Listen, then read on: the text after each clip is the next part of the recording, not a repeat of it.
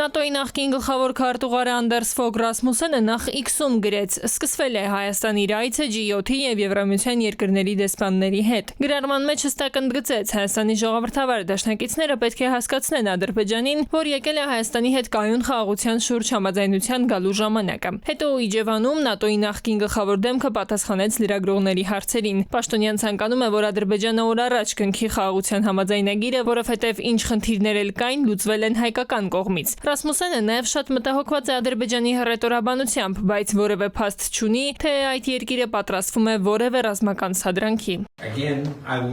Կրկին ես հույս ունեմ, որ միջազգային հանրությունը իր կողմից փոխանցի Ադրբեջանին ուղերձ, որ որևէ ռազմական գործողություն չի կարող ընդունելի լինել միջազգային հանրության կողմից։ Պաշտոնյան համոզված է, որ Կովկասում խաղաղության հասնելու հնարավորություն կա, այն պետք չէ կորցնել, բայց կոչեր շատ ենք լսել, նշում են հայ լրագրողները, հետաքրքրվում, ինչ կարող են անել օրինակ եվրոպական երկրները կամ խոշոր կառույցները Ադրբեջանին սաստելու համար։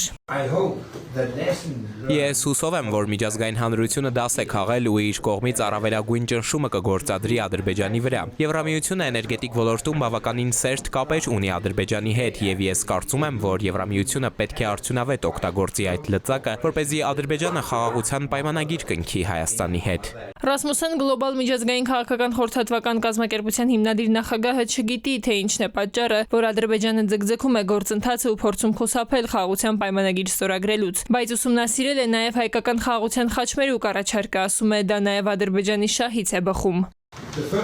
Իրականում ես կարծում եմ, որ խաղաղության խաչմերուկ նախաձեռնության իրականացումը բխում է Ադրբեջանի շահերից։ Եկեք մտածենք ավելի գլոբալ հարցերի իրագործման մասին։ Այստեղ խոսքը գնում է ճանապարհների, երկաթգծերի, ազատ անցումների, կապերի զարգացման մասին, բայց նաև խոսք է գնում Հնդկաստանի եւ Եվրոպայի միջև կապի մասին, եւ աշխարհագրորեն Ադրբեջանը կարող է շատ կարեւոր դեր խաղալ։ Ավելին, կարծում եմ, որ համաձայնագրի ստորագրումը բխում է Ադրբեջանի շահերից, որովհետեւ այն կհեշտացնի Ադրբեջանի կապերն աշխարհի հետ։ Եվ ինչ խաղաղություն առանց գերիների վերադարձի, ՆԱՏՕ-ի նախկին գլխավոր քարտուղարը կարծում է, որ խաղաղություն կնքելու դեպքում Բաքվում գտնվող հայերին պիտի անհապաղ վերադարձնեն, բայց ինքը Ռասմուսենն էլ գիտի, մեծ է հավանականությունը, որ Ադրբեջանը կփորձի հետաձգել խաղաղության պայմանագրի ստորագրումը։ Տիգրան Գուրգենյան, ժամը լրատվական։